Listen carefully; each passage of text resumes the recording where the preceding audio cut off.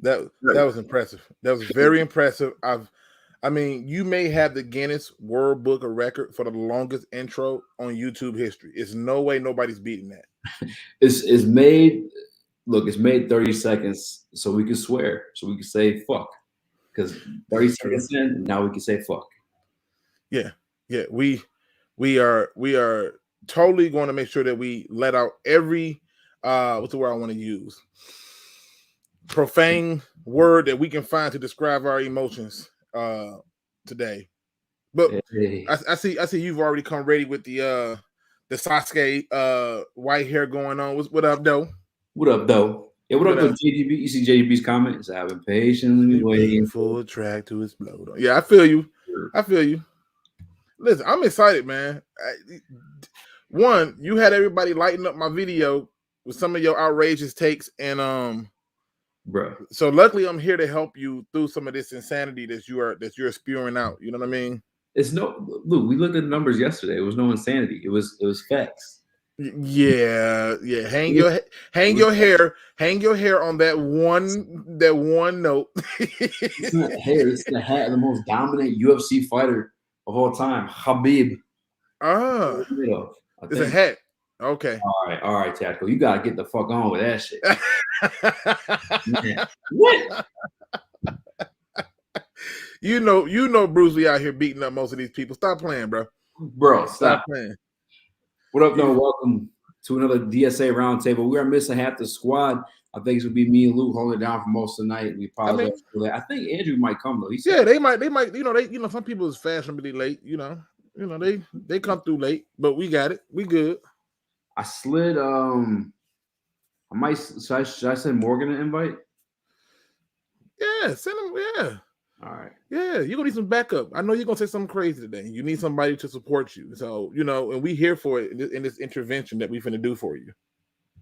Ooh, give me 1 second. I'll let someone in the building real quick. Go ahead. What you gotta do? All right. So listen, first things first, people. Listen. We trying to get everything going. I know schedules is tight. I know people are traveling for the holiday. I know people are probably still at work, but we still here for you. This right here, per y'all request, we had to bring it back because 9 times out of 10, after dealing with Easy and having Easy explain to me that Tim Boyle got it going in the second half versus the Browns, I knew he needed an intervention and I knew he needed prayer. And so I came here to help him and get him together, because if you believe that Tim Boyle's got it going, because he literally threw 38 yards in the second half after throwing 39 in the first, because he went 8 for 10 in the second half of passes that went less than 4 yards. You already on some shit. Then you clearly need a hug. And if not me, then who? Who's going to give you this hug? You know what? I got the math in this. Getting going doesn't mean good. Okay. Well, I'm not saying Tim Boyle was fucking god awful. There's no that. No, Tim Boyle was bad. He had a better second half than he did the first half. Because he had 38 passing yards to 39. No, because he threw for 80% versus 54%. So the percentages which you hang in your Khabib hat on, right? That's what you. He more accurate. He looked better in the second half than the first half. I mean, but what was his yards thrown in the second half? Huh? It was 3.8. 3.8. 3.8 yards in the second half. Yeah. 3 in the first. And so no pass went over 4 yards. My 2-year-old can have that same completion percentage. That's okay. Again, I'm not saying that he was good. I'm saying listen. He got better. That's all. I mean, he said I was taller in the second grade. And that's true. And that's exactly. He proved my. And I was in the first grade. Doesn't mean I'm 6'6". Right? It just means he's taller. Right. So, what up, Line King, man, we need a QB. That's the bottom, and that's the bottom line. 100%. You need a quarterback, and there's no way of getting around it. So Steve just said it perfectly. He went from horrible to bad. Like that's Thank you, Steve. He went from horrible to bad. If Jared Goff is already bad, and I think Tim Boyle can throw the ball better, deeper. Look, did you see he came out today that Jared Goff's probably gonna start on Thursday? Probably. They're trying to give themselves a chance to win, and it tells me that the head coach probably has seen enough of Tim Boyle, and that he's probably saying, if I got to use Tim Boyle, it's a break glass in case of emergency situation. Nobody wants to see that again. I mean, you gave them nothing in the past game, and the truth is the way that team is designed. I've seen Jared Goff. He's fucking terrible. I feel like it's a confidence thing because he knows we're going to be stuck with Jared Goff next year too. So we got to fucking keep him pip cheerio until we get that contract off the books. I don't know if it's a confidence thing necessarily building for Jared Goff. I think at this point in the season, I think that, and I think you got a question on it, but I think at this point in the season, it's about basically saying what gives us the best chance to win, and what has given us the best chance to win, or always given us the best chance to win, was to commit to the run. And it took the head coach to step in there and say, this is how it's supposed to get done. So it's not pretty, it's not flashy, it's not what people want to talk about, unless you're the Tennessee Titans, and then everybody want to jock you because your fantasy team is killing it. But it's the truth, and I think that we should understand what it is. I mean, like I said, I went off yesterday because I didn't understand how people keep switching their minds about things. Like, either you mad or you not. About what? Because they keep on changing their stance on stuff. It's like, oh, Dan Campbell, Dan Campbell is going for it on fourth too much. Then it's like he's not biting off kneecaps because he stopped going for it on fourth, or he's not taking points on the road when he got to take the points. And they keep flip-flopping these narratives when it suits them. So it's like he damned if he do and he damned if he don't. Oh, his play calling sucks, but nobody wants to talk about, was it the right game plan? Was that the right game plan deployed to try to get us to win? People point out that he had a high school rushing attack, but let's be honest, it can't be a high school rushing attack if you look at the game. The kicker just needs to make a field goal. Like, nobody says the Ravens had a high school rushing attack because their kicker made a 66-yard field goal. They got the win. That wasn't a high school rushing attack game, though. They threw the ball a lot. I got people who believe that if you run the ball for a certain amount of time, that's a high school rushing attack. And that's not what they're calling a high school rushing attack. Okay, we had this discussion last week. The high school rushing attack is the wing T. They were saying the fucking jumbo set you're sticking to. Like, that's the high school jump where you're not moving out. It's not a high school set if it works. Like, that's like if you got a power move, when you in the bedroom and all of a sudden you just like, you know what, I'm gonna stop the power move because that was what I did back in high school. No, you keep it strong. That's what she like, you do it. What's she gonna change for? If it's working, don't change. You got a power move, bro. you got something you can share with us? Listen, see what I'm saying? This is what I'm talking about. What you mean? What you talking about there, Willis? What you talking about there, Willis? The high school, we talked about this last week, though. Like, you look at the way the 49ers ran the football against the Rams, you couldn't call that a high school rushing attack. Like, it was multiple different fronts. I'm saying you ran the ball between receivers and the running backs. Like, it's switching up. You're giving the defense different looks. What we do is the same 2 or 3 formations when we're running the football. If it's working every time, sure. But when you haven't scored over 19 points in fucking 5 weeks, I'm sorry, you can't say it's working. I'm gonna tell you why it's working. They broke off for big runs, but that's not working. I'm gonna tell you why it's working. It's working because you have to look at you have to put everything in a contextual stance. Like, for example, like if you just look at the way the games are going, and people talk about, oh, you're using the same formation. The Dolphins use the same exact formation, I want to say over 50% of the time on defense, and won the game. On defense. It doesn't matter if it doesn't matter if it's on defense or offense. If you are calling something that works, you keep doing it. There's no reason to change it up. Like, for example, if you got a winning formula for a cake, you don't change the ingredient because it suits your mind. No, you keep the winning formula. It's different. The offense and defense is definitely different. There is no difference between the offense and the defense. Run the play, it works. Run it again. It's simple. And then, and let's be honest, in the game that we're talking about, where you're talking about we're not getting points and stuff, that's because the Lions, the only team in the history, can have the quarterback and refuse to set up a run game, get rid of said quarterback and have the run game, but now not have a quarterback. We keep making ourselves one-dimensional because we got fans and people, like you, who wanted Stafford gone and would make 1,000 videos and stuff, and they're listening, they're watching this stuff, and they're like, yo, I'm out. And it's evident. But I'm just saying that in the case of the Lions, ask yourself, what game plan would you deploy to beat those teams? And if your answer is pass more than run, then yeah, you're definitely guaranteed to take an L, and a worse L than ever. It's not pass more than run. It's just pass in these situations. You don't pass in those situations. 3rd and 13, you should definitely not be fucking like a running back draw should not be your go-to when you need 13 yards. Like that. But it should be when you are able to run the ball and you're playing field position though. Come on, Easy. You're playing field position. That's what it is. You telling me you thought the defense was so bad that there was no way they wasn't getting the ball back. You thought that. Luke, that's not playing to win. What are you talking about? This is a bad play call. Calling a draw on 3rd and 13. 3rd and 14. Whichever it was, that's not a good look. That's not a good call. And you know what? And I know I'm right because Steve-O is the knower of all. No. Well, listen, I'll tell you like this. And yes, I do love me some Steve-O, but I'll tell you like this. You're talking about having Tim Boyle on 3rd and 14 with Myles Garrett, Jodavian Clowney over there with over 3 minutes over 3.5 minutes on the clock.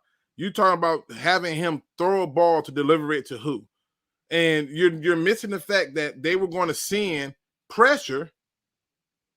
Which Luke, how many sacks in that game? Wait. They were going to send pressure well before they had an opportunity to get 15 yards because you'd have needed 15 yards for the first. So if you run the ball,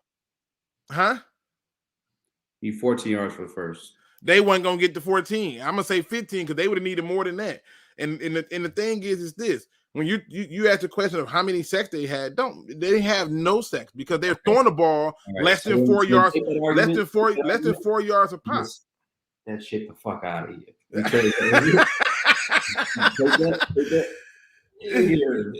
Listen, but you're trying to bring up a point to a guy who's throwing the ball less than freaking 3 yards for the game. Looney Tunes say, "Easy, let me ask you this: do you really trust Boyle to make the right throw under pressure from Garrett or Clowney?" No. Then why throw it? But you have to. Hold on. You sprinkle it in there, and you get the fuck out of here. You're not getting that up a draw. It's not whether I trust him or not.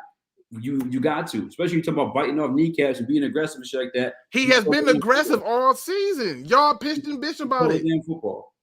Y'all listen. He had been aggressive the entire time, and y'all pitched and bitch about it, saying that he's not doing this and he's not doing that. But the reality is, at the end of the day, he made a decision that was smart and it was right.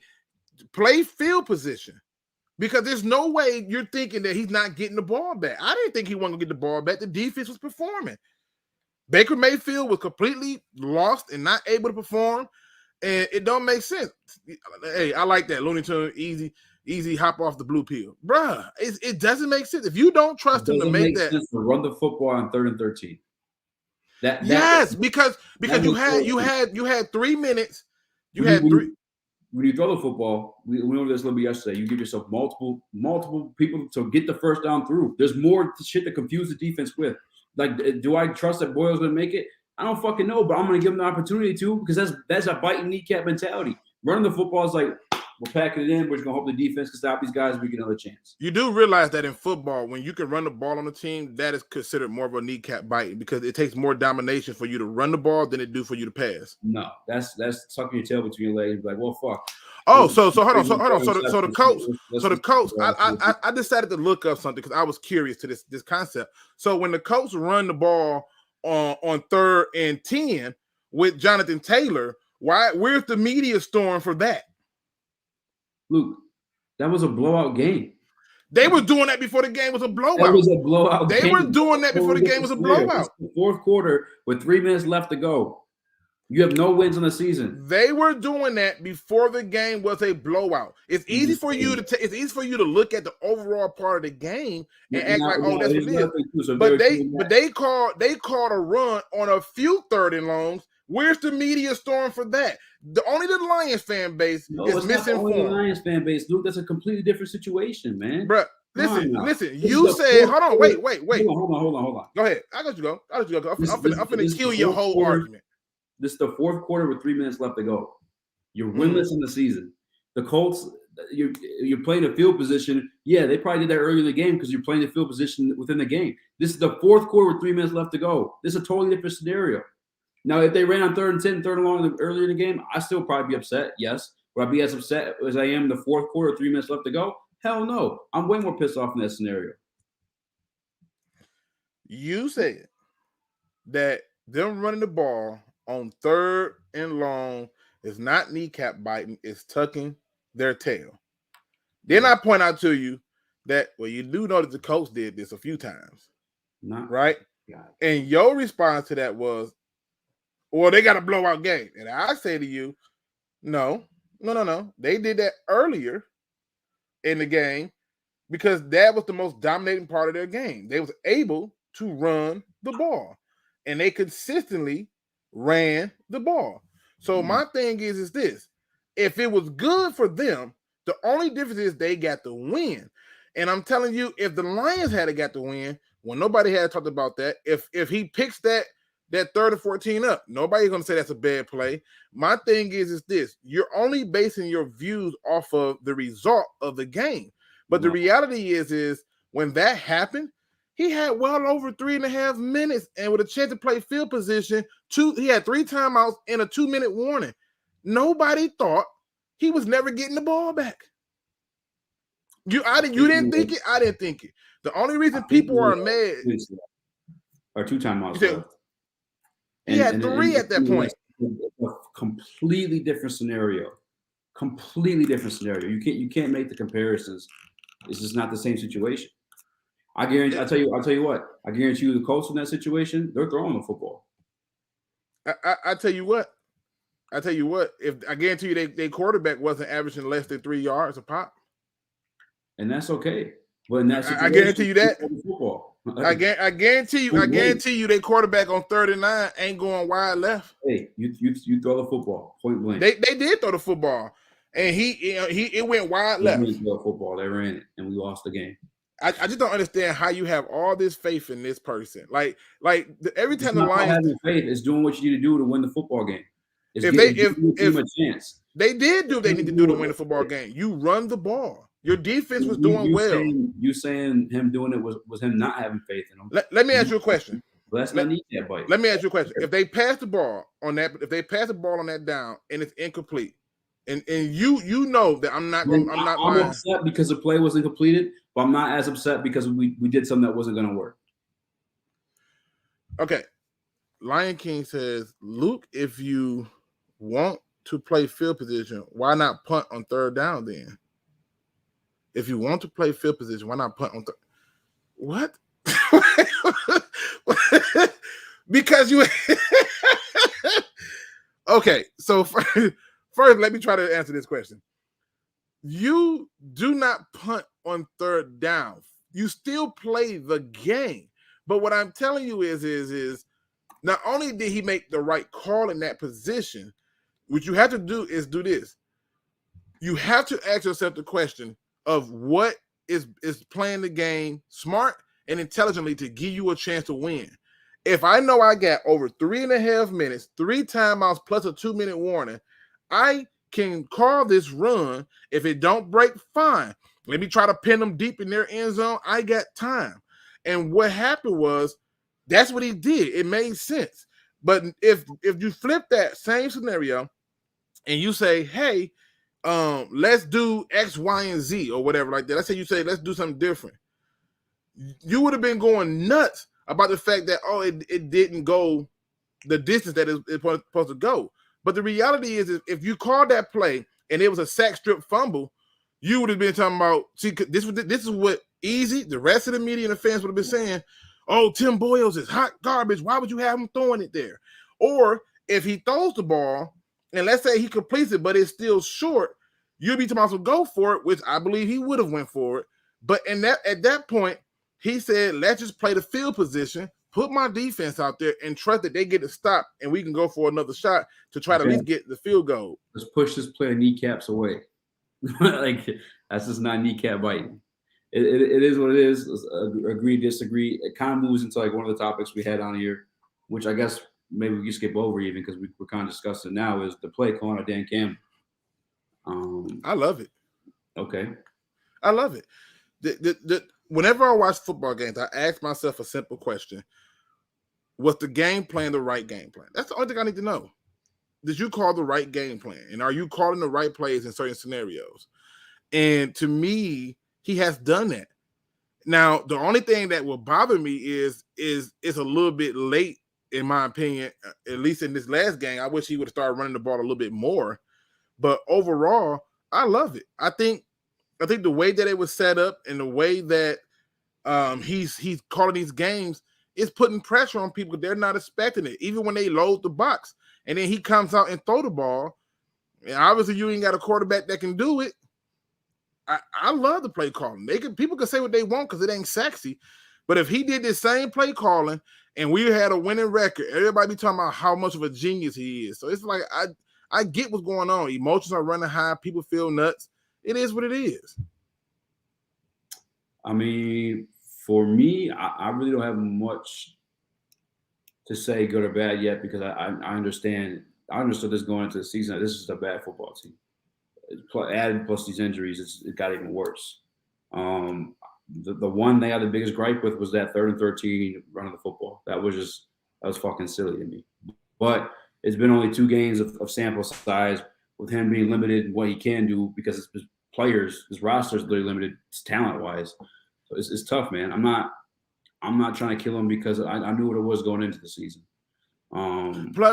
Plus we gotta keep it in perspective. People talk about the play calling. The key part of it is play calling.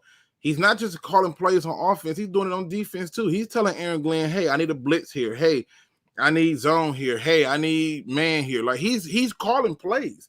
So he's part of that process where you're talking about the defense performing with people who are 4th, 5th, and 6th. And I think it was Braylon Edwards who on Woodward Sports said, look, this defense is performing with 4th and 5th and 6th, depth chart guys. Oh, yeah. And if I'm coming into this game and I've done it before, I'm licking my chops like, oh yeah, I'm going off. But that's not happening. So he's part of that play calling as well. And if people try to act as if though the play calling is not good, then shame on you. It's 100% shame on you that there's no way possible for you to just overlook the defensive side of the ball and say that's all Aaron Glenn, offense is all him. No, he still gets input from Lynn. He's been putting input in with the defense. And the reality is this. It's sounding like Anthony Lynn's vision for the offense and his are different, which I find to be a little ironic. But yeah, to me, the play calling for him has been gravy. I mean, don't you think it's been good? Like I said, I guess ultimately, actually, no. But I just don't know what to expect from him taking it over mid-season like this. Like, I mean, I'll touch again on the 49ers, and I get like Dan Campbell wasn't this, and this has never been his style or anywhere that he come from. But it's just the way that the different looks they have. Actually, you know what they do? They'll give you the same look, but they got 15 different players running out of it with 15 different people. It's just I think it lacks creativity, but at the same time, getting handed the play calling responsibilities mid-season like that, I just don't know how much you can mix it up. Especially got a backup quarterback starting too. So like, am I giving him excuses? Do I like wish the best for Dan Campbell? Like maybe. I don't know. I am possibly very biased because I am a Detroit Lions fan. I try not to be, but like. You said I try not to be. You said I try not to be. What the hell? I try not to be biased. Oh, I'm like, I try not to be I'm a Detroit Lions fan. I try not to be. I'm like, what? If I had a choice in this shit, trust me, I've been off this fucking bandwagon forever ago. But you do got a choice, and the truth is, you do have the choice. You can make the choice to go to another team, but the reality is this: we have to be able to be open and honest about what's going on with this team. People are acting like this team don't have talent, but I'm telling you, the fact that 4th, 5th, and 6th depth chart guys are performing, that tells me there's talent here. There's other issues that we're young. We got injuries. And I seen the question from one Prowl 40 that says, well, why is the offense struggling then? Because we have injuries and we have inept depth at certain positions, i.e. the quarterback position. And so when you have inept depth at the quarterback position, yeah, it's going to be a problem. I'll answer Lion King's question. Luke, if we have Calvin Johnson and Eric Hipple, are we still passing on 3rd and 14? If Nate Peterman is your quarterback, yeah, you're running the ball. You don't throw it. You just don't. Your quarterback has to dictate it. We've had games, and this is not something that I'm talking just outside of my neck. When I was talking to JT O'Sullivan, former Detroit Lion quarterback, shout out to him who runs the QB school, very good channel that I learned a lot from. When I was talking to him, he was saying how there were times where he was just told to force the ball to Calvin Johnson, and he's like, Calvin could be in double, triple coverage, and they like throw the ball to Calvin. And what happened? It would get picked or knocked down and nothing would happen. You just can't go and do things like that. Like you can have, like one of the things that got Kenny Galladay cussing out coordinators and quarterbacks is that he can't get him the ball. And if you go down the list with Terrell Lawrence, one of the reasons he can't stand Donovan McNabb because he's like, man, you bum. I'm open and you can't get the ball to me. And when you start to see this as a trend, it doesn't matter who you have at receiver. You have to be able to have somebody to get the ball to him. It looks different.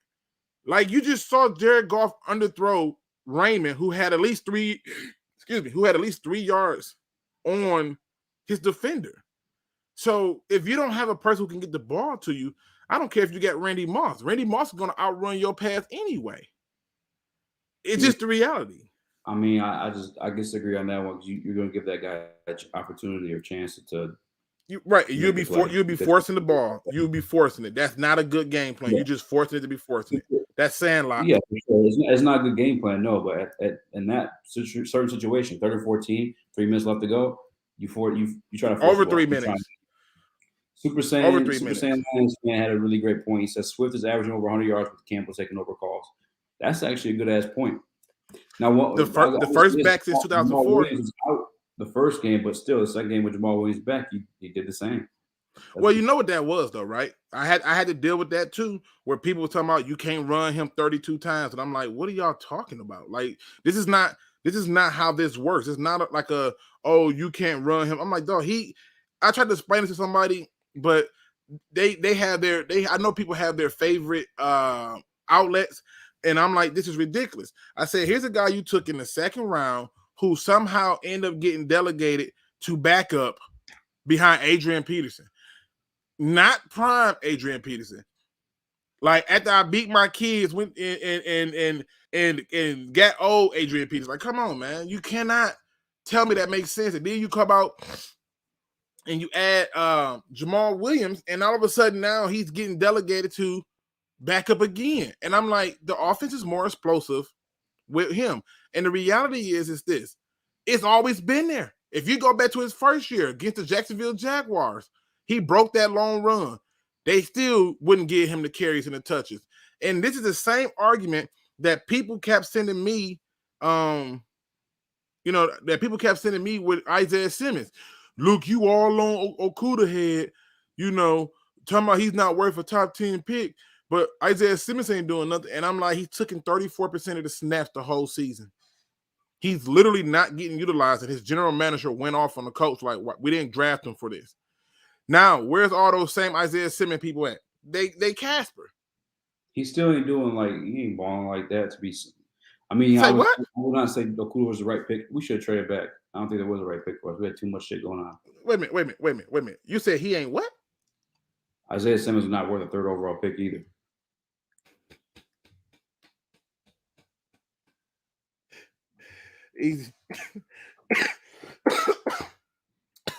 Sorry, sir. You're kidding me, right?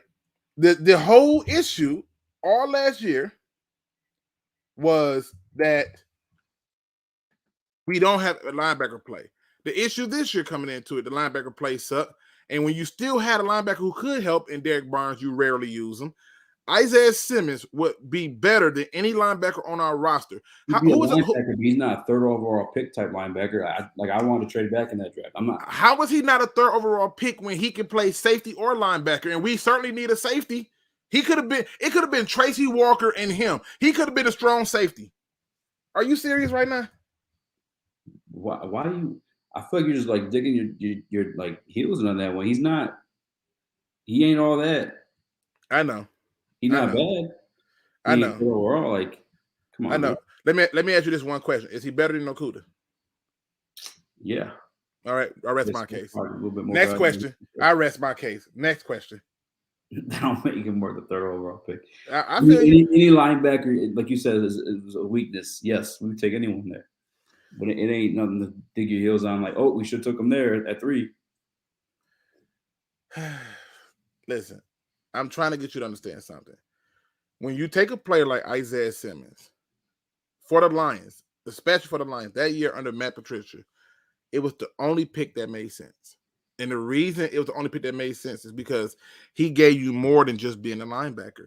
You need safety play. You could the same way they used Darwin James, you could have used him the same way. You missed the opportunity for a dynamic player. I've done this before. I dug my heels in when everybody was talking about as a dynamic player. Huh?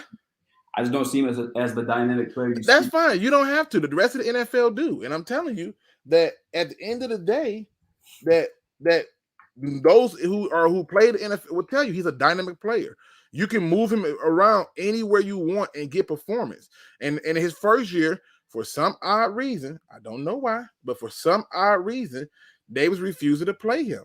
And now they doing the same thing to their other linebacker they just drafted. What's his name? Xavier Collins. He ain't doing nothing because he's not getting the snaps. But he's just not he's not all that. All I know is this. In the NFL for sure, but all I know is this. So he's got. Would you prefer them to have taken him or traded back? You said what now? Would you prefer for them to have taken him or traded back?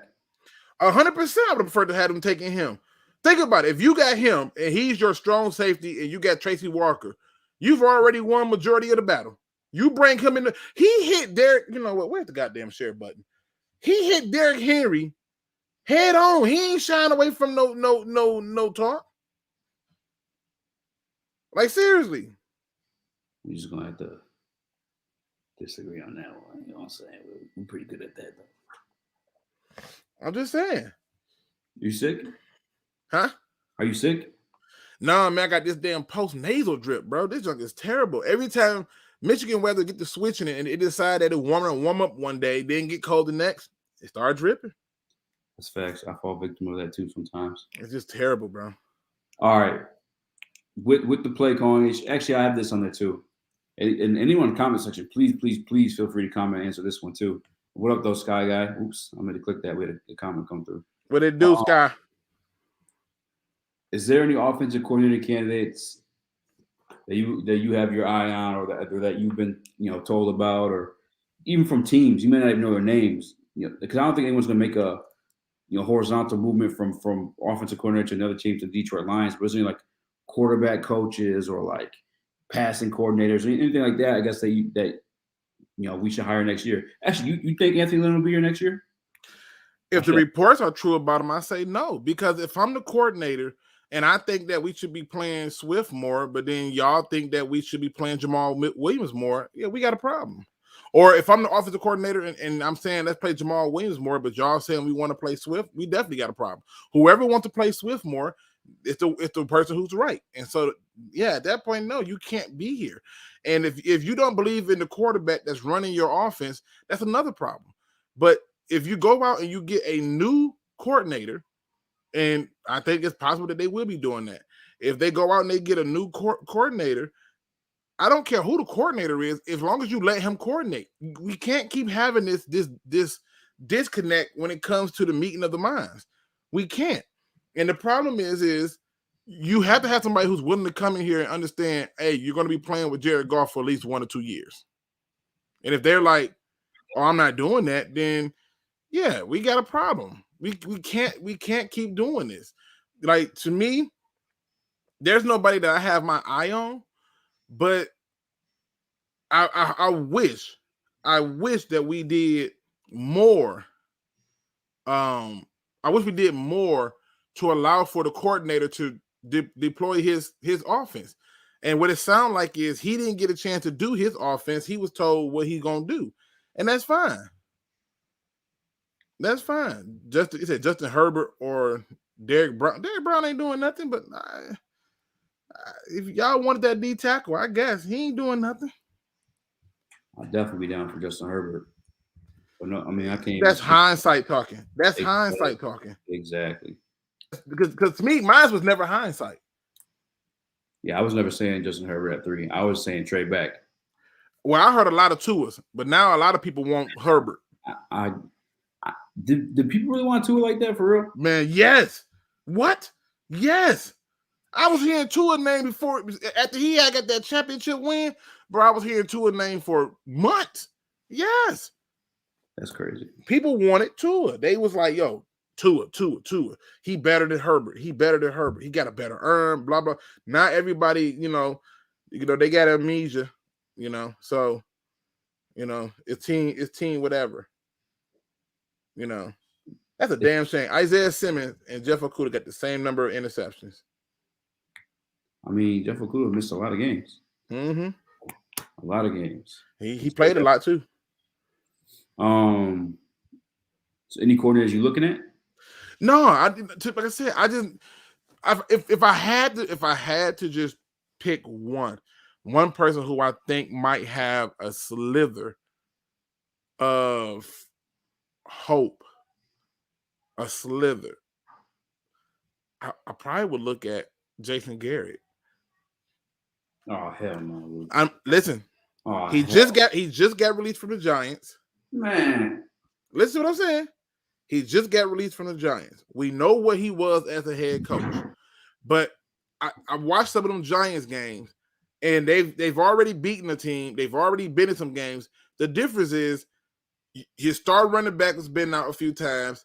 Daniel Jones ain't the guy to run the plays, and Jason Garrett, when he was the offensive coordinator under Dallas with Tony Romo, that offense was moving, bro. It really was. Huh? Tony Romo was good. You wanted Stafford gone, but now you're going to praise Tony Romo. I can't.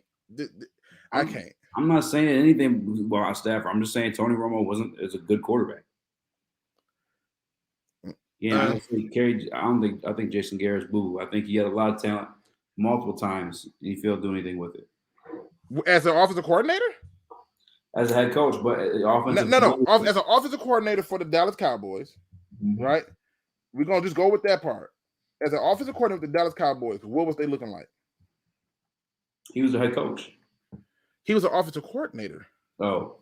Then he moved over to head coach because Jerry Jones. Tony Romo, who was the running back then too? Marion Barber. Yeah, bro, come on. Right? Are you serious right now? So we just gonna overlook all of those achievements and just go, yeah, because he's not good. Okay, all right. I mean, I can't argue with you if you think he's not good. I remember seeing him as a coordinator for the Dallas Cowboys and being like, oh, he actually looks pretty good. Like, just 100%. Like, I hate to be the bearer of bad news, but yeah, I thought that they looked good under him as an offensive coordinator, and I thought that the Giants looked bad in most spots because of poor execution. Just me. I'm not as familiar with the weather in Arizona like everybody else in the comment section. You know what I'm saying? I'm joking. No, I'm just not as familiar with, I guess, like prospects. It was tough for me because, like, you may see teams, but you don't really know, like, the passing coordinators and shit like that, Well, you always have those people who say that they're going to be good passing coordinators. They took the passing coordinator from the Texans. I want to say, who's that? What's it? Shoot, what is his name? He went over to, I think, Denver, and Denver is committed to running the ball too because they got a quarterback that they don't believe can do it.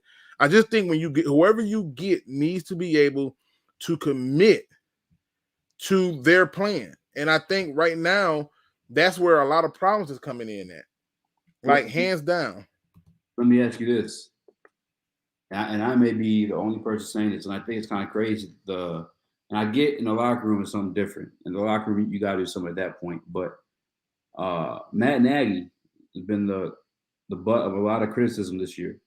But I seen him take a dude, Mitch Trubisky, who is a backup. I think he's in what? Buffalo? It don't even matter. He's a backup at this point. I seen him take him to playoffs back-to-back years. He's a former offensive coordinator.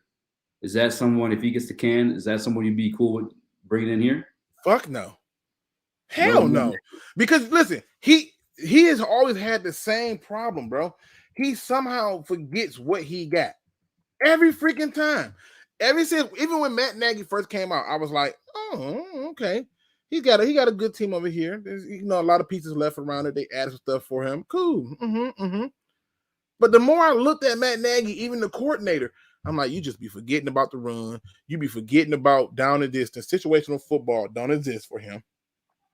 I mean, here's a guy who's literally up and taking 2-point conversions against the Lions, who had a chance to come back. And luckily, our head coach, Matt Patricia, was just as dumb to take his own 2-point conversion after he finally had a chance to tie it. So it's like, no. Like, if you look at him as an offensive coordinator, he did it from 2016 to 2017. Really? So you would have Jason Garrett over Nagy? Hell, listen. Let me just walk you down. Okay. This team, Dallas Cowboys in 2006, literally went 9-7. Right?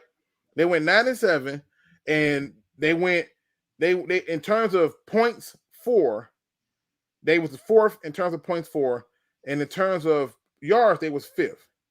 Right? Now, in terms of passing, they were 20th in attempts. Right? And they were 12th in rushing attempts. All of a sudden, that was the year before Jason Garrett. Jason Garrett comes in as an offensive coordinator in 2007 for the Dallas Cowboys. And Dallas go 13-3. And they go from fourth in points to second. And from fifth in yards to third. And they go from 20th in passing attempts to 18. Now, the rushing attempts went down to 21. But the difference was, at this point, at this juncture, this team was rolling good, and they were putting up a lot of points. Their first game against the Giants, a division foe, they put up 45. They beat the brakes off of the Dolphins, 37. Beat the brakes off the Bears, 34. Beat the St. Louis Rams, 35. Barely beat Buffalo, but still scored 25. So you think, okay, it's a one-hit wonder. Maybe I'm tripping. It's a one hit because the next year they went 9-7, right? And you thinking, okay? Can I say something real quick? Go ahead. There's a quarterback switch between those 2 years, right? Yeah. Okay. It's Tony Romo. I feel you. But in that time, I'm just showing you the simple part of it. Can you get in the end zone? I don't care about the rest, because Tony Romo stayed hurt and turned the ball over a lot, but they were still scoring points, 28, 41, 27. Even in a loss, they scored 24, 31. Like, they're putting points up in games. When you go to the next year, when you go to the very next year, and they had coach was Wade freaking Phillips, Jesus, they go 11-5, right? But they're still putting up points. 34, 30, 34, 31, 21, 26. I mean, they're putting up points. And I'm just telling you. I prefer Nagy in the scenario just because I've seen him do more or less. Where you look at the situation with Garrett, I mean, he had a lot more to work with, especially clearly offensively. What do you mean? I think just by coaching standards, like put you this way, Mitch Trubisky bum, right? What do we have at quarterback? A bum. Like if Who had a bum? We do. The Detroit Lions have a bum. Oh, okay. Mitch Trubisky's a bum too. It sounds so disrespectful. I do apologize to him. Whatever. He's in the NFL. That's cool. He's been to Pro Bowls, been to Super Bowls. We see you now. You're a bum. Currently, as it stands, Matt Nagy can make stuff work with a bum. We have a bum. We need him here. Yes, Jason Garrett looks good when he has Terrell Owens, freaking Austin, whatever the hell his name was, and Marion Barber and Jason Witten. Like, yeah, I'm sure you're gonna score a lot with those guys, but like we don't have those guys. So like yeah, I've seen make shit work with the worst scenario, and that's Nagy. Now, as a head coach, sure, like say what you want, all that good stuff. And ultimately, Dan Campbell is going to tell you, yes or no on the execution of whatever play it is.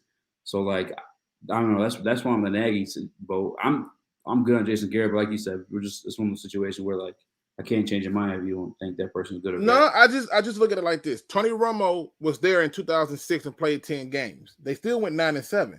The next year, and that's with Ty Haley and a host of other people who was there under that offense to retool that. The next year, they make Jason Garrett the offensive coordinator, and this team just explodes. They just explode. Like it's, and if you and when I go to Matt Nagy, like I'm not even trying to knock Matt Nagy. Like I get it.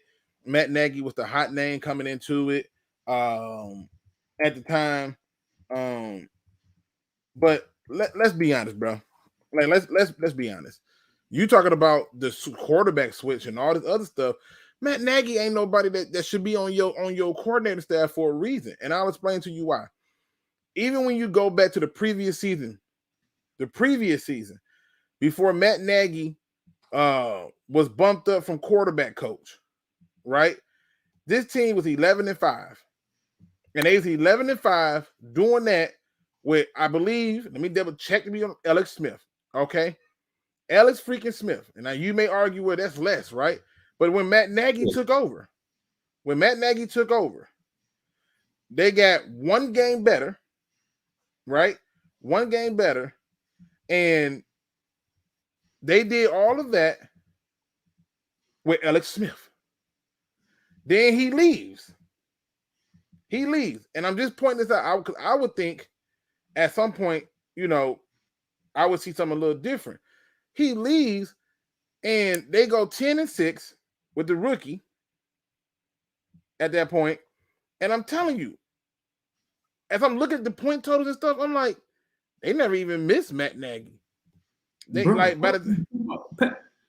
fucking Patrick Mahomes. No.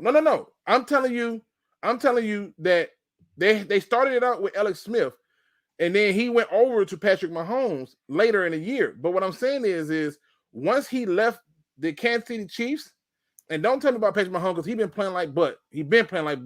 Especially in big games. We're gonna just be honest about it. But after he left, they went 12-4, bro. Bro, I'm not even gonna listen to what you just said. We'll move on. I feel like you think that Patrick Mahomes been playing great. Matt, I'm not. That's nothing to do with Matt Nagy. They inserted Patrick Mahomes and Tyreek Hill. Like, yeah. I see the fantasy football coming out of you right now. I'm gonna need you to get back to your get back. All right, so Tyreek Hill is one of the best receivers in the league. No, he's not. Hell no. He may be the most. He may be one of the best. Who is he, bro? Is Tyreek Hill a top 5 receiver? Hell yeah. Name me your top 5 receivers. I'll wait. Okay, I'll go DeAndre Hopkins. Mm-hmm. 1. I'll go Tyreek Hill. Definitely in there. Okay. I'll go. 2. I'm writing them down too. So hold on 1 second. Tyreek Hill. That's fair. Write it down. I don't want you to lose it now. I'll go Devontae Adams. 3. Let's see. There's so many good receivers, man. I know. Narrow it down to 5. I know. Let me see. I want to say. Let me look at the list so I can pick some names from here. I might sound crazy when I'm about to say this. It may be too soon to put them in here, but I really like Justin Jefferson. Okay. I haven't put him in top 5 yet. So 4. The list to help me. 4. Let's see. Oh, Cooper Kupp. I got to pay Cooper Kupp with respect. Oh, okay. So Cooper Kupp, Justin Jefferson, Tyreek Hill, DeAndre Hopkins, and Devontae Adams. It's either Justin Jefferson or Mike Evans. And I probably gotta give it to Mike Evans because he's been doing the damn thing a little bit longer. Okay. I'm genuinely at loss for words. I am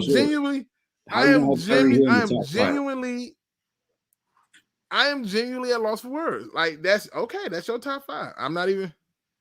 All right, what's your top 5? I will put Hopkins in there. Okay. I will put Devontae Adams in there. Okay. I would still put Stephon Diggs in there. You know what? That's who I will put. I'll take out Jefferson and put in Diggs for sure. I still put Stephon. I still like Stephon. I think he handles his business. Who else I can think of? I'm not even writing them down, so I'm just going to top of my head on who I remember. Let me think. Who else I can remember? Tyreek Hill, because come on now. No, Tyreek Hill wouldn't make my top 5, bro. I'm dead. Oh, I would put Amari Cooper ahead of Tyreek Hill. Bro. Hands down. I would put Amari Cooper ahead of him on twice on Sundays. Yes. I sure would. I'm being honest. The only thing Tyreek has is speed, but that's it. That's where the buck drops for me. Let me see. Okay. Let me see. Who else I would put out there? Jeez, because I know I'm up here thinking now. Why am I thinking for? Just go to the internet and see who the rest of the receivers are. I'm drawing blanks. I know I am. I'll give you some names. I know I'm leaving some people out. DK Metcalf, Keenan Allen. Keenan Allen be up there for me too. Keenan Allen's another one. Even though Mike Thomas is hurt, he'll be another one. To me, I don't like Mike Thomas. I think Mike Thomas is a slant machine. Like, I don't care if it works. I don't care. Don't care. He could be the world's greatest slant. I like AJ Brown better than Tyreek Hill. I like AJ Brown better than Tyreek Hill. You like Michael Thomas over Tyreek Hill? Yeah, I like Michael Thomas over Tyreek Hill, and I like Mike Evans over Tyreek Hill. I really do. Yeah, I do. I'm sorry, y'all. Listen, I don't see him as a top 5 receiver. Not at this point. No. How? Like you said, what now? How? Because he's not. I said top 5, not top 10, not top 15, top 5. He's the most dangerous deep threat. He's not. He's not better than Julio Jones. Julio Jones now? See, look. Now you want to play the now game. We talking about overall. You're talking now. What do you mean? Yeah, but if you're talking now, you're talking about people who have been hurt and has been out. You can't be. Come on now. I would take Tyreek over Julio now. Okay. I know. I definitely think Tyreek Hill is definitely better than DK Metcalf. Metcalf, he's a good outrunner. He's fast.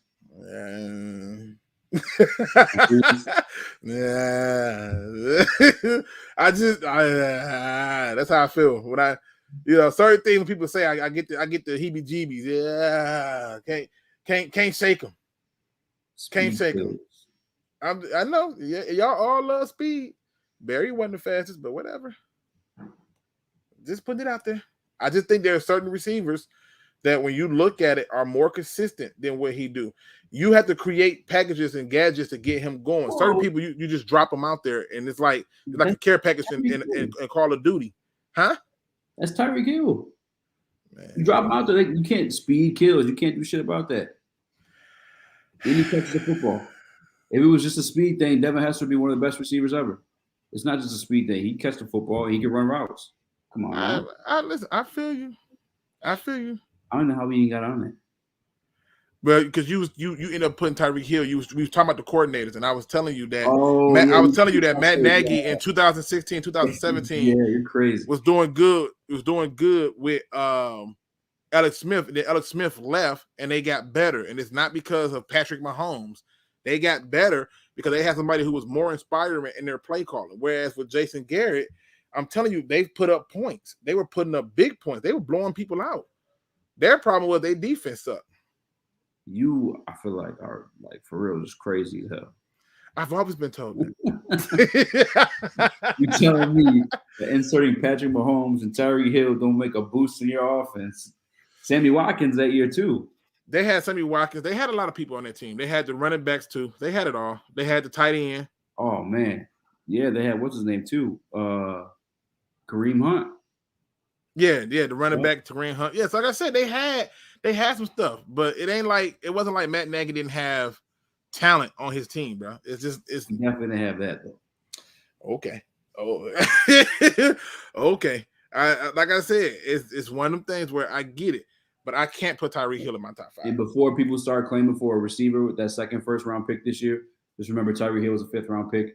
Antonio Brown, 5th round I've pick. been saying this for years. You don't need to expend high picks on receivers. The evidence does not support that receivers is a position you have to take in the first round. In fact, most drafts, the best receivers are not taken in the first round. Cooper Kupp wasn't. I don't think he took it in the first. I think he took it in the second or third or something like that. Goddamn receivers, man, everywhere, man. Yeah, they come a dime a dozen, and every year. Devontae Adams was a 2nd round pick, but like you said, you start to go down the list. Stephon Diggs, 5th round pick. Kenny Galladay, 3rd round pick. Like, you don't need to spend that. It just don't make no sense. But yeah, if you ask me, I'll take Jason Garrett as offensive coordinator. At this point, at least I know we scoring. And I believe he'll be willing to work with Jared Goff at this point. Is there any so there are some football teams that are probably lacking talent just like us. Not probably, there are. The Jets, the Jaguars, and the Texans. And they both hold wins. I think multiple wins at this point. And here we are still winless. Is there any doubt starting to creep with Dan Campbell as a coach? Well, okay, let me think about it. I want to think about how to answer this. I think if you go through and you look at this season, we've played 10 games total. How many out of those 10 games could you say we could have won? Easily 4 or 5. Right? Let's see. I got maybe 6. I got maybe 6. We could have beat the Ravens. We could have beat the Vikings. We could have beat the Steelers. We could have beat the Browns. We could have beaten the I'm counting. Oh, we could have beaten I'm drawing a blank on them. I got you. Hold on. Can you see this? Yeah. It was only 2 games I didn't think we had a chance of winning. Which was the Bengals and the Eagles. But we could have beat the Rams. We could have beat the Rams. I agree. We could have beat them. That's 5. We could have beat the Bears. So that's 6. They could have beat the Bears. That's 6. I don't think they would have beat the Bears. The Bears are up big. They weren't even close enough to close that one. But they was in that game for the most part, and they just they couldn't stop. They couldn't stop. That was the game that I think that pissed off a lot of people. It was the beginning of the end for me with Jamie Collins. But no, Jamie Collins was going after week 2. That was the Green Bay game. Yeah. So so that was the game. I was over Jamie Collins, and I was definitely over Alex Anzalone. He's another guy I won't go on to, but that's another story. And to me, there's at least 6 games out of that 10 that we could have won, and that it could have went the other way in. And if he gets those 6 games, we're talking about how great he is. I'm almost kind of like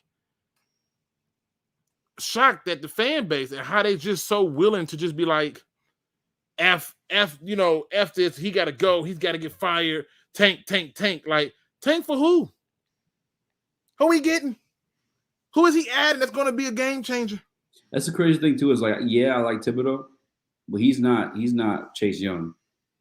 You know, like he's not. Bro, this is listen. I don't even want to talk draft because I think it's a loser mentality. But if you go through and you look at Thibodeau, no loser mentality, we suck, bro. Bro, listen. We're not winning no Super Bowl. We're not going to playoffs. You don't have to. You don't have to. There's still games and time to evaluate. That's a loser's mentality. But I'll give you this little tidbit. Evaluate what? Name to me who does Thibodeau measure up to? Is he Jadeveon Clowney? Nope. No. Is he Julius Peppers? Nope. No. Is he Chase Young? Nope. No. He's not even the best DN in this draft. He's not even the best edge rusher in this draft. You, Randy. I don't think that's a crazy concept, Randy. I'm with you. I love the trade down. It sucks is that the 1 year we can do it. It's just I think other teams look at Thibodeau the same. I don't know if we're gonna get a lot for him. I just don't get it. I think the idea is for us to get wins, and I think that the Lions have had at least 6 games that they've been in. I'll even say that they was in the game against the Packers, and they just got out of control because they forgot that they can run the ball. They've been playing into the hands of teams too long, and that's the problem. These teams are set up to I mean, look, the Bills, a team that many people thought was going to the Super Bowl, right? But at the end of the day, they're getting beat by Jacksonville. They're getting beat by the Colts, and the Colts ran it down their throat. Why? Because they're designed to rush the passer. And it's crazy to me. It doesn't make sense to me. So, yeah, I tank for who? That's what I'm waiting on people to tell me. Who we tanking for? I want you to answer this question from a man Lion King because he asked it earlier too. So, where do you want him to draft that offense or defense? With what pick? I guess what would you want them to attack first? It don't matter. You got 2 first-round picks, but if it's me, and depending on where I'm picking, because it's gonna be hard. See, I can't answer that because I've been saving something that I really believe in, and I can't answer it because it's something that I really believe in that I think could happen, should happen, and must happen, in my opinion. But what side of the football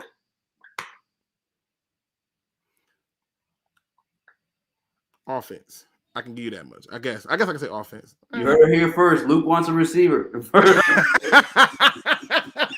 Of course you're gonna do that. You heard it here first. Luke wants a receiver. No, not happening. Right, Darren. You can't tank when you're already losing. No, I just think realistically though, bro. If you go back and you look at this season, this is why most Lions fans and most media people are upset because they see games that we could have won, and they don't understand why we lost them. And they would never understand because they're looking at the end results. And too many of them play fantasy football, and too many of them play Madden, and they need to stop. They need to really learn the game of football and do it. And sometimes you can test out your theory by saying, okay, like watch the game, but make it seem like you're the coach. Like, hey, on this play right here, we got this and this going on. I will go and take this, this, and this. And then it be crazy. But I would go through the game and look and see if they're doing things that make sense in football sense, like in scenarios and stuff. And it just is what it is. So it just doesn't make sense to me. See, Randy already okay. Can I just say this? Aiden Hutchinson is the most overrated player in this draft. There, I said it. God, can we stop with this? Aiden Hutchinson is the most overrated player in this draft. Like, what does he do good? Seriously. Other than play for your favorite team, what does he do good? You know who Aiden Hutchinson is, right? Yeah, Michigan defensive end. I'm not. Look, I haven't seen what everyone keeps talking about. To be honest with you, like I'm not crazy with him, but he's big, man. He's fast. If we trade back, I mean, I definitely wouldn't be opposed to taking him. Like I wouldn't touch that, man. It might be a thing where it's like, is it because he's white, Luke? I mean, fuck, Joey Bosa's white. Who said anything about that? Who said anything about that? No, I mean that's maybe what I picture. I don't know, man. I haven't seen. You know who I do like better than him is Ojabo. I think Ojabo looks better than him. Yep. But we'll see. Yeah. I mean, it's a lot of people better than him. Like to me, the best DN in this draft right now. Again, y'all trying to force me to talk draft, but this would be it for me. The best one is George Karlaftis from Purdue. What's his name? Come look him up. George Karlaftis, or whatever you pronounce his name, from Purdue. Number 5. Pass rush move, power, speed. You can stand him up, drop it. He looked like Willie McGinnis to me. He looks like you. He's so good, man. He is so good, and I have he's dude. His Super Saiyan is I think he said this before you said it, so I think he must be something sweet. The dude is so good, bro. And it's one of the reasons why when people say tank, I'm asking tank for who? So you would tank for that dude? No, I don't believe in tanking at all. Tanking is a waste of energy. But to me, I'm anal about things. When it comes to a player, are you able to? Okay, I put it this way. A lot of fans look at a defensive lineman and they think sacks. Oh, he got a sack. And sacks is still relatively a newer stat, right? But to me, I'm looking at all the small things. When I was on Montez Sweathead, I told people he got one move, run around you. And the same with Chase Young. I said, bruh, he doesn't go hard every snap. And then when Ron Rivera came out in the media and said we didn't draft him high to have him, pussyfooting around, I need him to go hard every single time. And he's been told this already, so I'll say it here. Then he got a fire lit in his butt because he realized, I can't keep doing this laziness. And then they made him go and work out with certain people so he can learn other pass rush moves because it wasn't working. So a lot of the things that I pick up on are these little small details because you're not going to run around every single person. You're not going to run through every single person. You know what I'm saying? So there are certain players that I look at and I'm asking, are they doing the basic stuff? The other stuff is easy to coach, but are they doing the basic stuff? And to me, George Karlaftis is one of those guys where the numbers don't look gaudy, but he's aggressive. Strong, tested, pressure off the edge. Watching it? Yeah, I see it. Don't play it too long. Is there. I know that's what I'm trying to keep pause play. All right, so while we're doing this, if someone asks this question, this is a good question. What is wrong with Thibodeau for you? Not what's wrong, but like why is it? What is it with him that you're not like sold on? Well, we still in this draft talk. Listen, he doesn't have the pass rush moves. Okay, he doesn't. He doesn't have the pass rush moves. He doesn't. He. When it comes, I put it this way: when I watch the tape, I find that the play runs into him more than he runs into the play, and it doesn't make sense to me. Like you can play the clip for a few seconds and then you then stop it for a second. Second down, Neal with time coming. But it just boils down to that. He doesn't do those certain things to me. Like and just give it to him there. We're not playing a 4-3. Who told you we playing a 4-3? We're not in a 4-3. Have you seen us in a 4-3? So nobody won. No. That dude, we had that one dude up on the line, but it's still a 3-4. He said, "All we need." I'm not even talking about offensive linemen. I just don't. Like I said, I'll break it down to you. Sooner or later, I'll break it down. Here they go. Pressure coming in trouble. I'll break it down to you. It's the little things. When I do the film stuff, it's the little things that just jump out to me. Like I saw this one game where I'm like, oh, okay, he got a set to edge. Oh, I guess not. Like that's how it went. Like it was literally like set the edge. No, dude just bodied him, and I'm like, this is not gonna work for me. Oh man, he's just giving plays too at times. So fuck, dude. Like I said, what he decides. It's the way that he deploys his pass rush moves is crazy. So wait, I saw one in the first play. Dude, listen, that dude, when I tell you them pass rush moves he got, it's deadly, boy. He got an arsenal. Target. Pressure coming. He said, I know. I just like, yeah. Hey, you know, hey, when you gotta build up something, you gotta build it up. But I think that George Karlaftis, if he goes out and have a decent, he didn't have a decent combine, he's in there 100%. To the bottom of the screen. You know, it's one of the reasons that even with Xavier Collins, I was like, okay, but you know, he's gonna have to learn some pass rush moves. So Smith on the run, trying to find the edge. And you know what George remind me of? You remember Kyle Vanderbosch, how he just had a motor, he just wanted to play. That's a good point. He got the commit. Ooh, fuck. Got the continual improvement. Look, he's standing up doing this. That's a good Pass rush point. move. You see that pass? Man, go back to that pass, man. Make the whole screen full. Get us off the screen. Make the whole screen full. People don't understand. It's little stuff. It's not the big. It's not the big. It's the little stuff that wins. Look at this. Look at this right here. He's still setting the edge, watching the blockers as it comes down. And even with that, he gets off beautiful. Look, now this right here. He engaged him. He's literally going to pull and rip past the dude. Like, you can't make this stuff up. And this is why I see him as the prospect. He's better than, look at that. Get off me. That's a good. Now, the other part that they don't see is the angle. That's a good. Look at this. Commit. Now, when you go to Thibodeau, you'll see plays like this, but it's not with a pass rush. It's me. I ran around you. That doesn't work in here. It doesn't work in this league. So that's what I'm saying. It says hope the family as well. What's going on, Darren? Darren always come through. But yeah, that's my thing. Like I said, I don't really talk draft because it's too early. But like I said, with Thibodeau, if you go and watch the actual one-on-ones, even if you watch the highlights, I'll show you. Again, oh, you got to mute it too. Mute the video. It's not muted? Nope. Oh, hold on. Because that'll get you kicked off ASAP. They'll be like, oh, you got the whole broadcast going. Yeah. I don't know you guys can hear it. I apologize. Yeah, you straight. All right.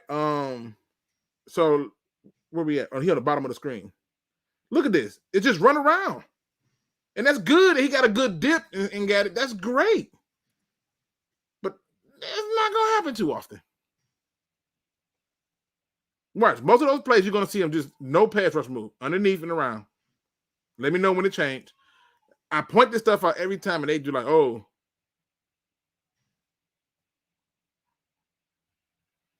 Just run around. He's definitely a superior athlete. I mean, fuck. I guess in the 3-4, this dude would be out cold. Okay. What they in right now? What they in right now? He not better than Josh Allen, who's on Jacksonville. You know what I do like about having him, or I guess any edge, is like I feel like Julian can play inside a little bit too. No, Julian is a 4-3 DN. He need to put his hand in the dirt. I can't with him no more. He reminds me of is who was that long ass defensive tackle for New York? Chris something. Chris Long? No. That's Chris Canty? Chris Canty. Yeah, Chris Canty. I think that's what I'm thinking of. Okay. Yeah, Chris Canty. You know. See, Justin Karlaftis is like Justin Tucker to me. You know, you if you want to go to that same thing, but if you watch it, even if you just skip forward and you look at all the highlights, it's me trying to run around him in the run. Look, even when you skip it all the way ahead, I want to run around you. Let's run around. No, bro, I can't. I'm with you, but I mean, it's definitely an elite level athlete who's able to do that, and he's doing it against a good team like Ohio State. But okay. Like just find a play and you'll see. Like no, even right here. Look, not. right here.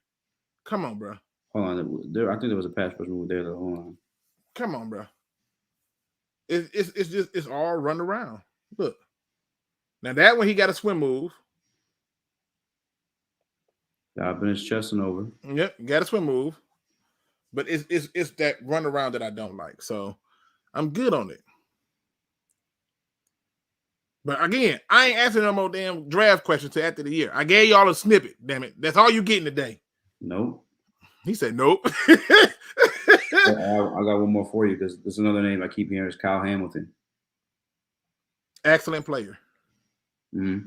Basically, he's Isaiah Simmons, except for like I think he might be like I think his frame is not as well built as Isaiah Simmons in there, but I don't know. He's 6'4", excellent player. I saw this one play with him where he was on the far right side of the field, and the quarterback took him over there, and then the far left, where his right, the quarterback's left, and the quarterback looks him off, and he turns to his right and throws it, and he just takes off and intercepts it, and I'm like, I don't even know how you cover that much ground.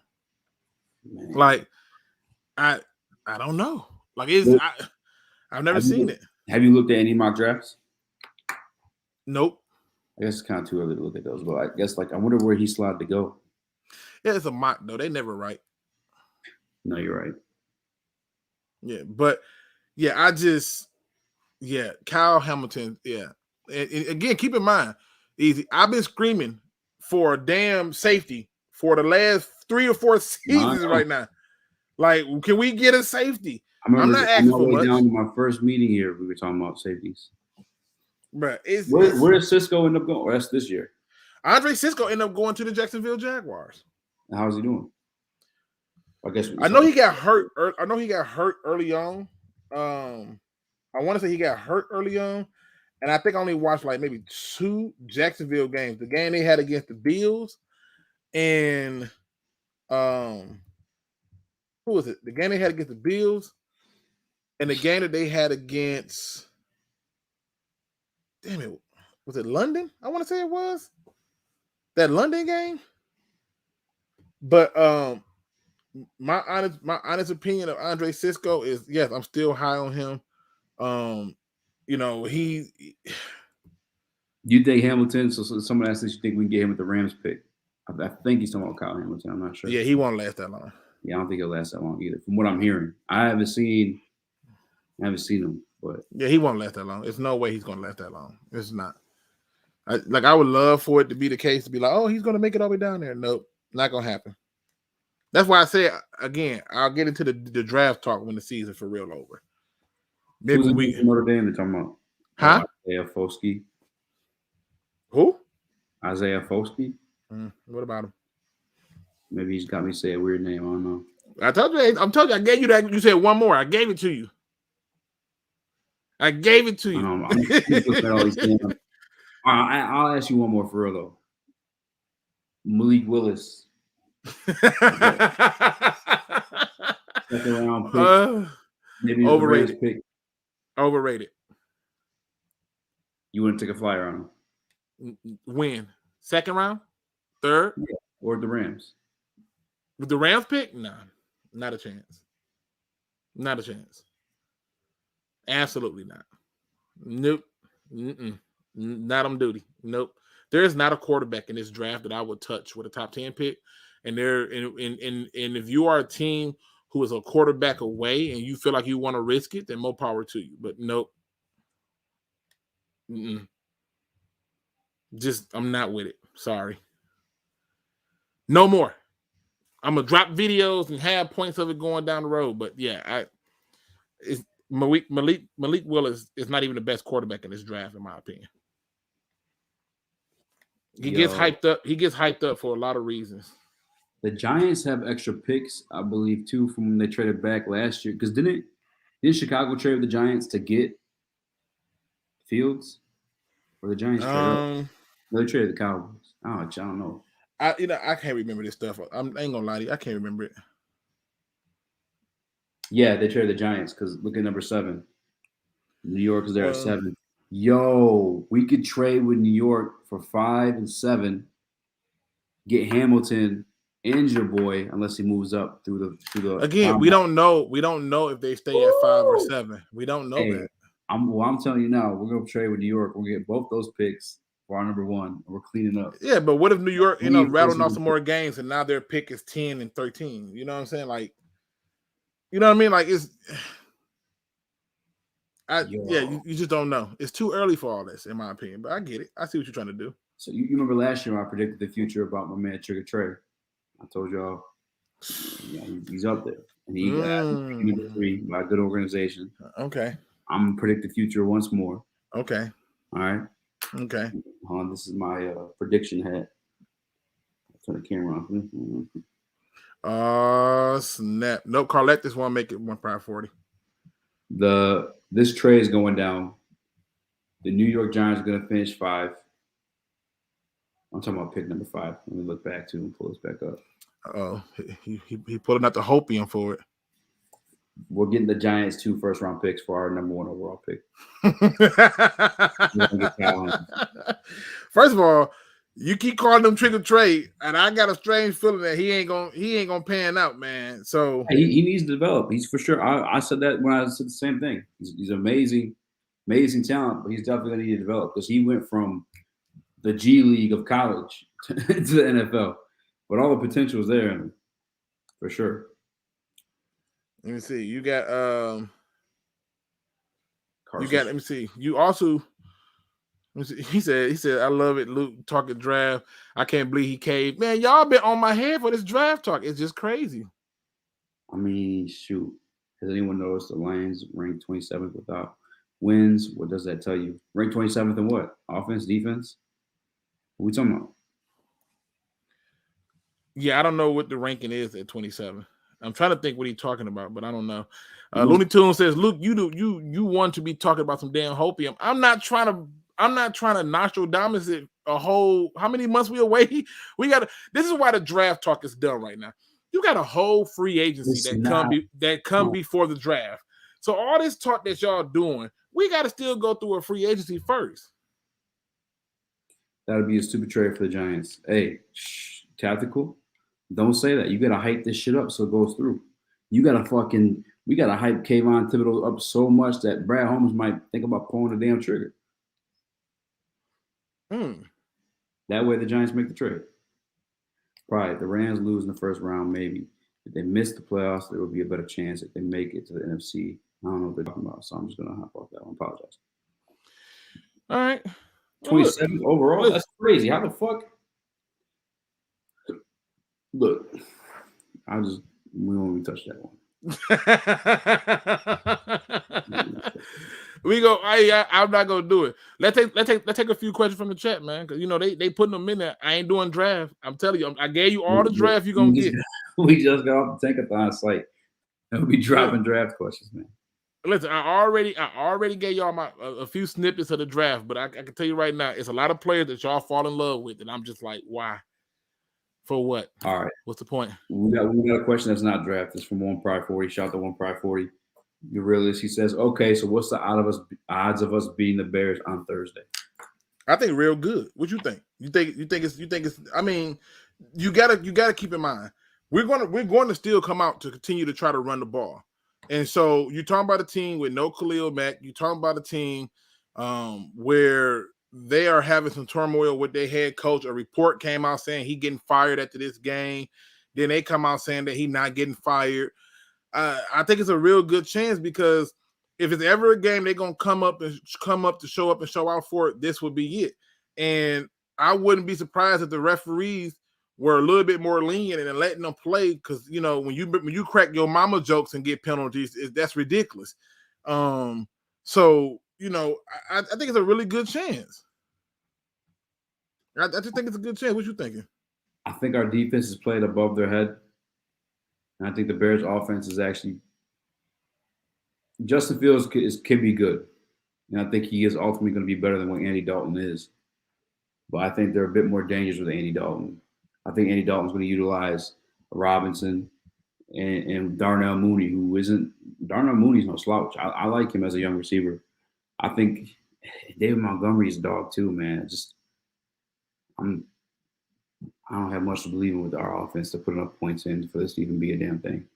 I don't think you need to worry about putting up per se, but I think they will put it up. And I'm going to tell you why. Because now what was supposed to happen at the beginning of the season is happening now. If they come out and say, let's run the ball, commit to running the ball like they've been doing, and they do it for a third week, and everybody start coming up, I trust a Jared Goff to make a 3rd and 14 pass. And that's because that's a guy I don't even like. I'm out on him. But I'll trust him to make that pass because he's going to have to. It's going to be a one-read toss for him to do it. And in my opinion, I think they will put points up. I think they're going to get up for this game, and they're going to get a win. I think if there's ever a game that's been preached, this is it. Everybody's going to call this their Super Bowl, and I think this is the game that they're going to show up for. That's just me. Hope you're right, man. I hope you're right. The Pistons are playing, and they're actually winning. The last time I checked, I forgot they were playing when I started the stream. I kind of want to catch the end of that game. You mind if we carry this one on next week? You want to do this Tuesday? Next Tuesday? Yeah, let's do it. 100%. Same time, same bet channel. Hey, we go on yours. What we do Thursday? No, I definitely can't do it on Thursday. That's Thanksgiving. Yeah, that's Thanksgiving. I might be asleep by the time 7:00 here. I ain't gonna play with you. You got a day off work. I have some food in my stomach. It's time to shut it down at that point. You know what? Yeah, let's do next Tuesday, same time, same place. And I'll try to get some of those. I'll try to get Corey Woods in here with us. Because I got a lot of questions for Corey. Not because I feel like with Corey, he's getting to see things that he's not going to bring up. But I don't think y'all be asking the right questions, and I got questions. Because you be asking crazy questions. I know it sounds crazy.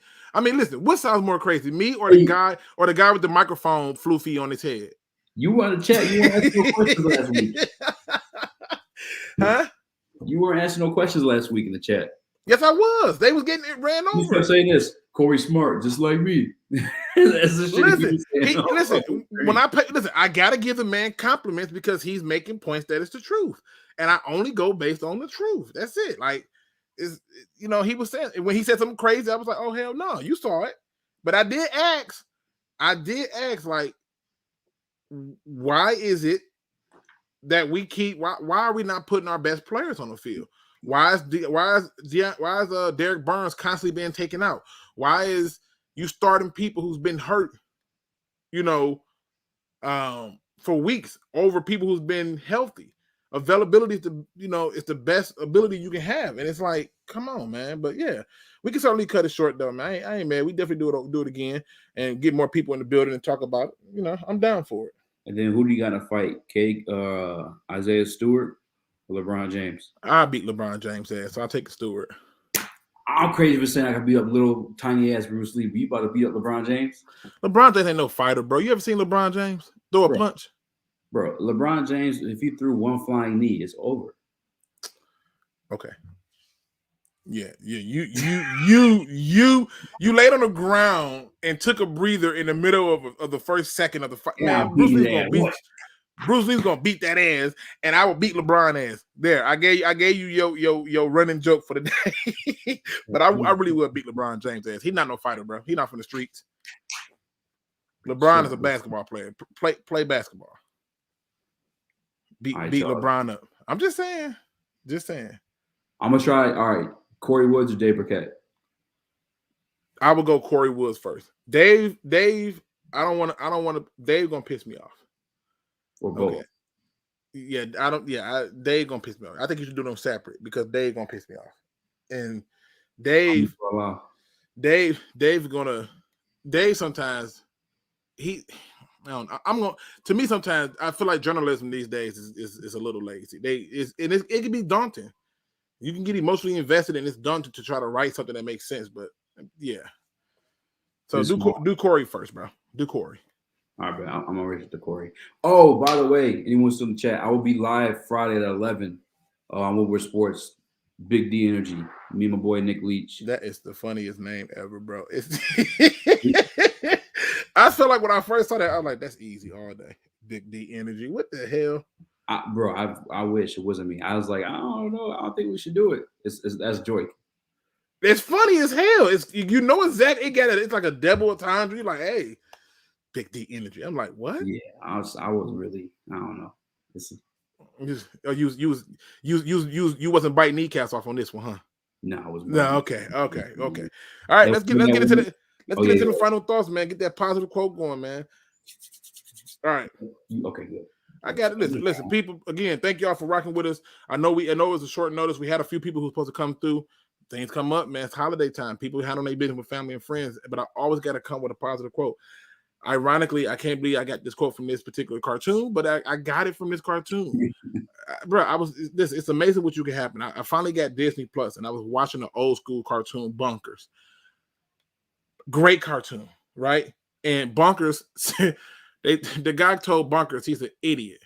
And his response to him was, am I an idiot because I'm too smart for you? Or are you just too dumb for me? And I thought to myself, yo, that's some profound stuff. Perception is the thing that I took from that.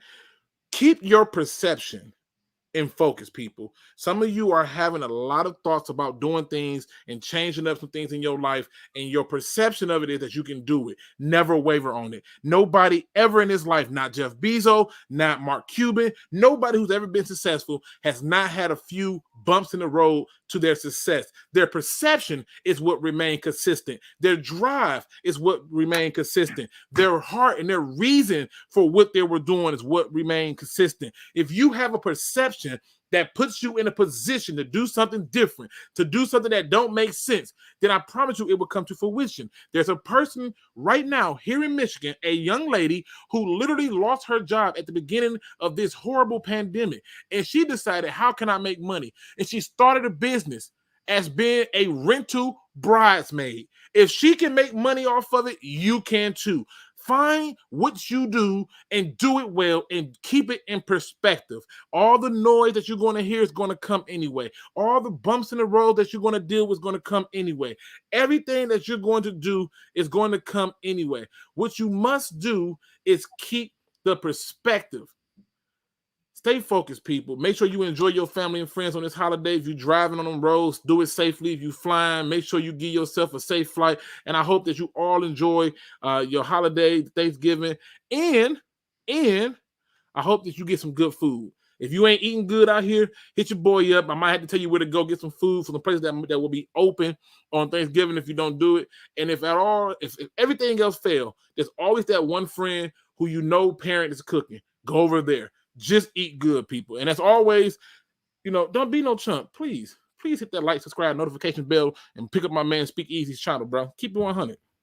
I hope this franchise wins a Super Bowl, not only for people like me, but especially people like you. And with that, we got to get the fight song in here. Help us out, baby. 10-7, Lions, let's go! Forward down the field, the Lions team, I will not yield. And when the blue and silver wave, stand and cheer the bright, rah. Go hard, win the game. With honor we will keep our fight. Down the field and gain a Lion victory.